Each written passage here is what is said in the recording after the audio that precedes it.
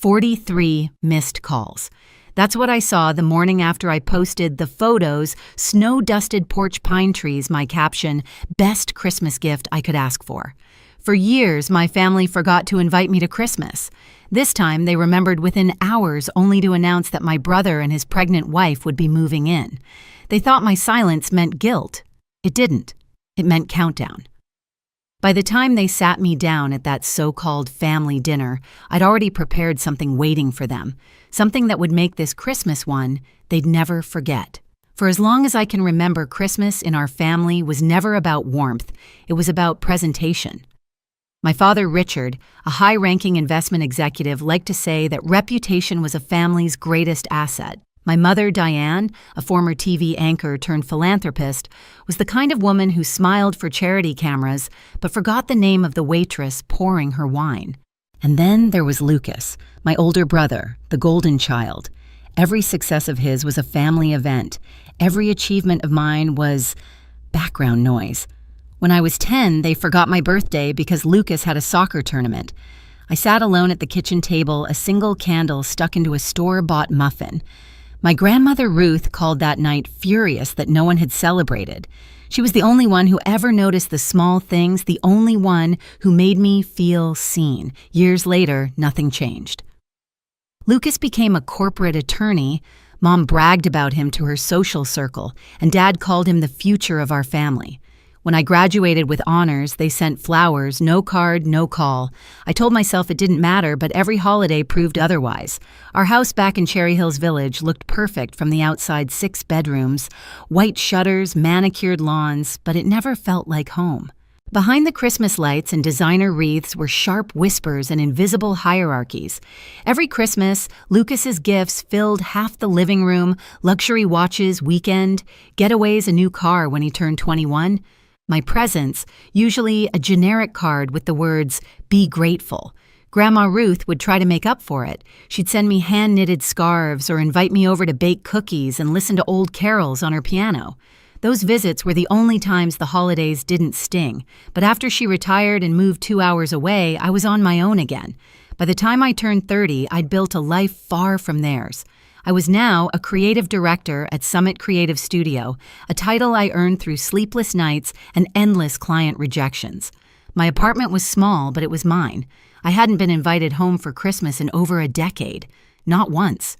And still each December I'd scroll through social media, see their smiling faces under the same chandelier captioned, "Family is everything." That phrase used to cut deep. Now it just made me tired. This year, though, something felt different. For the first time, I didn't feel that old ache. I wasn't waiting for an invitation that would never come. I was waiting for something else, something I didn't know yet but would soon find. They'd forgotten me every year. I was about to remind them exactly who they'd overlooked. It started with a number on a screen, $90,000. That was my end-of-year bonus from Summit Creative Studio. 6 months of leading a nationwide campaign, countless nights sleeping under fluorescent light, and now that effort had a price tag. I stared at the deposit notification the way some people stare at fireworks, half in disbelief, half in exhaustion. My first thought wasn't to celebrate. It was to share the news, but then I stopped.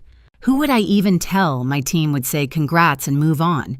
My family would find a way to turn it into Lucas's victory somehow. They always did. That night, I poured myself a glass of wine and opened my laptop. Maybe it was the silence. Maybe it was the ache of another December alone, but I found myself scrolling through real estate listings, cabins, condos, mountain homes, and then there it was, a photo that made me stop breathing for a second. A house in Evergreen perched above the valley, wood and stone wrapped in glass. 3 bedrooms, 2 fireplaces, and a deck overlooking miles of pine trees, dusted white.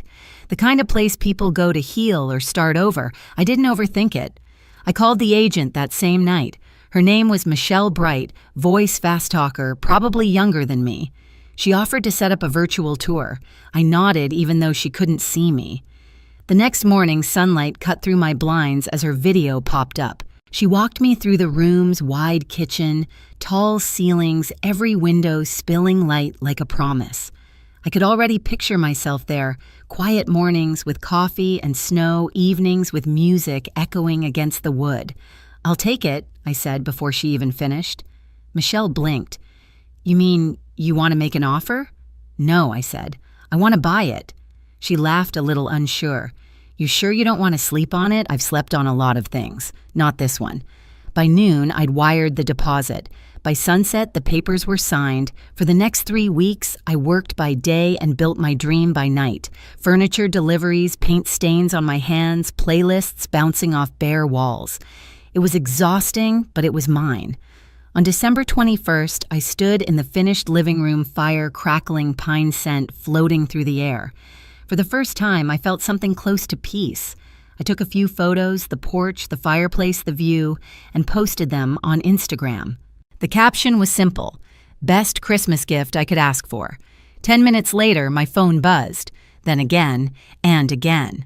Texts from Mom, Dad, Lucas, dozens of them. "Where did you get the money? You should have consulted us. We'll celebrate at your new place." I stared at the screen, smiling for the first time in a long time. They hadn't invited me to Christmas in years. Now they were inviting themselves. 2 days after I posted the photos, Mom's message popped up in the family group chat.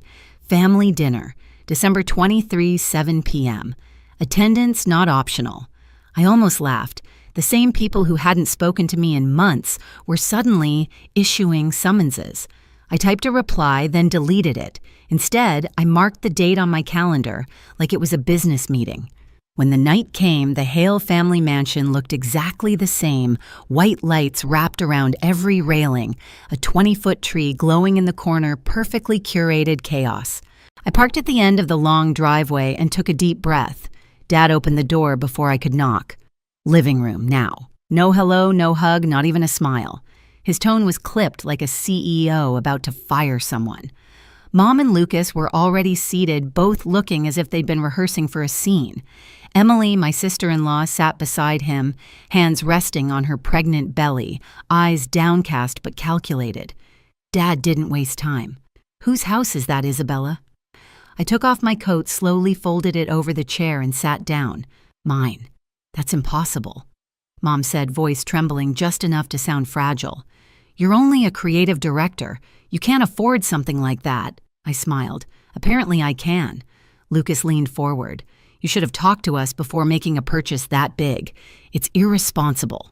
"Us," I said. "Since when does my paycheck require a family committee?" Dad exhaled loudly. "Enough. This attitude is exactly the problem. That house is far too big for one person. You should open it for Christmas. Let everyone celebrate together." Mom jumped in. "And Lucas and Emily will stay there for a few months after the baby comes. It's perfect for them. Peaceful, spacious." For a moment, I thought I'd misheard. Then I saw the look in Lucas's eyes, entitled confident, like he was already redecorating in his head. I let out a small laugh. It wasn't loud, but it cut through the room. "You want to live in my house?" Mom clasped her hands. "Just until they find a bigger place," Dad added. "It's what families do, Isabella. We help each other." I looked from one face to another, the same faces that had forgotten me for years. "When have any of you ever helped me?" Silence. Dad's jaw tightened. "We raised you." "You raised Lucas," I said quietly. "I raised myself." Mom's eyes watered on cue. "You're being dramatic." "No," I said, standing up. "Just honest. For 30 years, I'd been the forgotten one.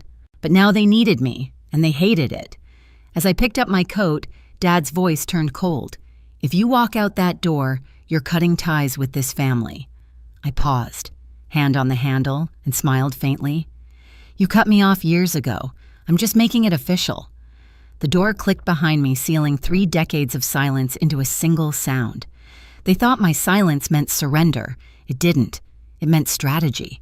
The night after that dinner, I barely slept. Not because I was angry, but because I wasn't. For once, the rage was gone, replaced by a clarity so sharp it almost hummed.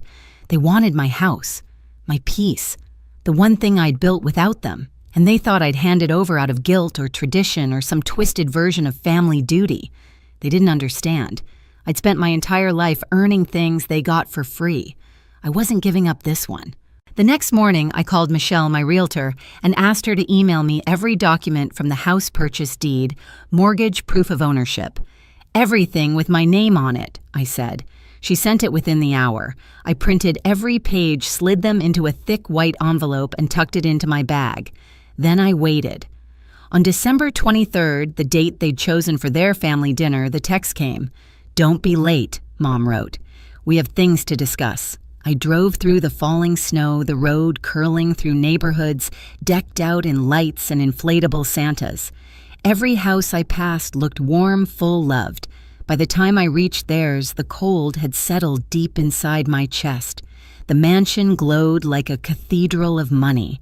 Through the wide windows, I could see the long dining table already set, silverware polished, champagne, chilling smiles rehearsed. When I walked in, all conversation stopped. Dad stood at the head of the table, one hand gripping a glass, the other tucked into his pocket like a general before battle. "Good," he said. "You're here. Sit down." I didn't. I stayed standing. "Say what you came to say." Mom sighed as though I were the problem. "Isabella, please. It's Christmas. We don't want to fight." Lucas leaned back in his chair, smirking. "We just need to be practical. You have a new house sitting empty, and we have a baby on the way." "It's logical." "Logical," I repeated. "You mean convenient?" He shrugged. "Same thing." Dad set his glass down hard enough for it to chime. "Your brother needs support. Family supports each other." "Where was that support," I asked, "when you left me alone with Grandma every holiday for 10 years? When you forgot every birthday until I stopped reminding you?" Mom's face tightened. "We've made mistakes, but this is not the time to dredge up old pain." "That's the problem," I said softly. "You think pain has an expiration date?" The air shifted. No one moved. Even Emily looked up, her expression flickering between guilt and fear. I reached into my bag and pulled out the envelope. "You want to talk about family? Fine. Let's start with honesty." Dad frowned. "What's that?" "The deed," I said, laying it on the table. "To my house. The one you think I bought for your son." Lucas scoffed. "You don't need to be defensive." "Oh, I'm not defensive," I said. "I'm documenting." Mom's voice cracked, the tremor rehearsed. "Isabella, we just want to be together for Christmas. You're taking this so personally." "Personally," I laughed. "You excluded me for 13 Christmases. The only time you remembered I existed was when I posted something you wanted." No one spoke. The fireplace crackled behind me, soft and cruel. Then Dad's temper broke. "You're being selfish. You've changed Isabella. You've become cold, greedy, independent," I interrupted. "That's the word you're looking for." He stepped closer. "You will not talk to me like that." "I'm not a kid anymore, Dad. You can't guilt me into obedience." Lucas slammed his hand against the table. "You're part of this family, whether you like it or not." I looked straight at him. "You're right. I'm part of it. The part you forgot could survive without you." For a second, no one breathed. Then I did something none of them expected. I smiled. "Since we're being practical," I said, sliding a second envelope across the table, "here's a letter from my lawyer.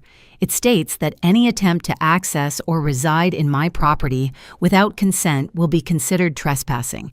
You'll find the relevant legal citations highlighted. Merry Christmas." Mom gasped. Dad's jaw clenched so hard I could hear the grind of his teeth. Lucas's smirk collapsed. "You wouldn't," he whispered. "I already did," I said. "That house is mine. The locks are coded. The cameras are live. You're not invited." Mom stood up suddenly, face red.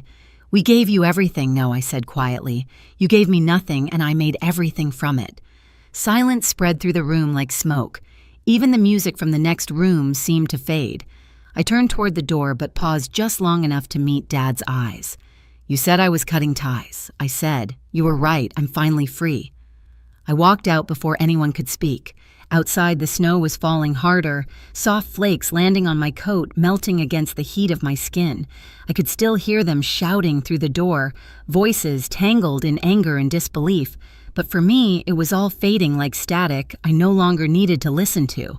By the time I reached my car, my phone was already buzzing again. Calls from Mom, texts from Dad, a voicemail from Lucas. I let them ring until the screen went black, then I drove. The mountain road curved up through the dark, the world shrinking behind me. By the time I reached my house, midnight had passed. The lights I'd strung across the porch flickered softly, greeting me like an old friend. Inside, the fire was still warm. On the counter sat a half-empty bottle of wine, and beside it a single wrapped box I'd left for myself. Inside was nothing expensive, just a small silver keychain engraved with 3 words, "My own home." I sat by the window, looking out over the snow, and finally let out a breath I'd been holding for 30 years. I hadn't ruined Christmas. I'd reclaimed it. And somewhere down in the city, the people who once owned my silence were learning what it felt like to be ignored. They'd wanted to move into my house. Instead, they moved out of my life. Christmas morning came quiet and golden. My mountain house smelled like cinnamon and pine, the fireplace humming its slow rhythm. Outside, snow piled softly along the deck railing. Inside, laughter filled the air, not theirs, but mine. My cousins had driven up the night before, bringing food, music, and warmth that didn't need performance. Grandma Ruth sat near the window, knitting with her gentle smile. When I handed her coffee, she squeezed my hand. "You look peaceful," she said. "I am," I answered, surprised by how true it felt. My phone buzzed on the counter, 23 missed calls. I turned it face down. No guilt, no ache, just quiet.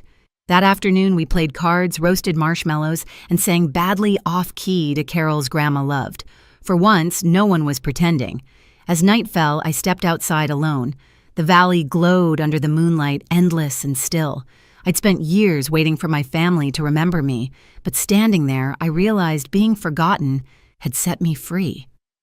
I used to think being left out was the worst kind of pain, watching them smile in family photos, raise their glasses, pretend I never existed. I thought I wanted to be invited, seen chosen. But now I understand sometimes being excluded is the quietest blessing life gives you. It's the doorway to peace. Every wall I built, every door I locked, wasn't made of anger. It was made of boundaries. Boundaries that protect the version of me I fought so hard to become. I didn't buy that house to prove a point. I bought it to finally have a place where love wasn't conditional, where I didn't have to earn my seat at the table. They can keep their perfect dinners, their polished lies, their toast to appearances. I'll keep what they can't fake laughter. That's real warmth, that's earned silence, that feels like freedom. Sometimes peace doesn't look like reconciliation.